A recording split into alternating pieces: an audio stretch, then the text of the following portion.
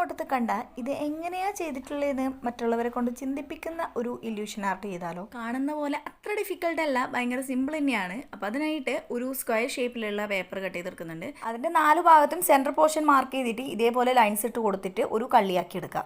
അതിൻ്റെ ഉള്ളിൽ ഒരു പ്ലസ് ഷേപ്പ് ഇതേപോലെ വരച്ചു കൊടുക്കുക. പിന്നെ നമ്മൾ ഇതേപോലെ 1 സെൻറ്റിമീറ്റർ വിട്ടിട്ട് അതിൻ്റെ ഓരോ ഭാഗവും ഇതേപോലെ ഒന്ന് മാർക്ക് ചെയ്ത് കൊടുക്കുന്നുണ്ട്.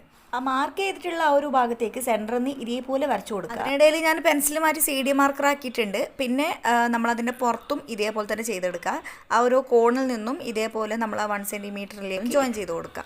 അത് മുഴുവനും കംപ്ലീറ്റ് ആയതിനു ശേഷം നമുക്ക് ഒന്നിടവിട്ടിട്ട് ഇതേപോലെ ഒന്ന് കളർ ചെയ്ത് കൊടുക്കുക. ബ്ലാക്ക് കളർ വെച്ചിട്ട് തന്നെ ഒന്ന് കളർ ചെയ്ത് കൊടുക്കുക. ഇടയിൽ CD മാർക്കർ പണിയെന്ന് ബ്രഷ് പെൻ വെച്ചിട്ടാണ് ബാക്കി ഫിനിഷ് ചെയ്തത്. അതേപോലെ പുറത്തുള്ളതും കൂടെ ഒന്ന് കളർ ചെയ്തെടുക്കുക.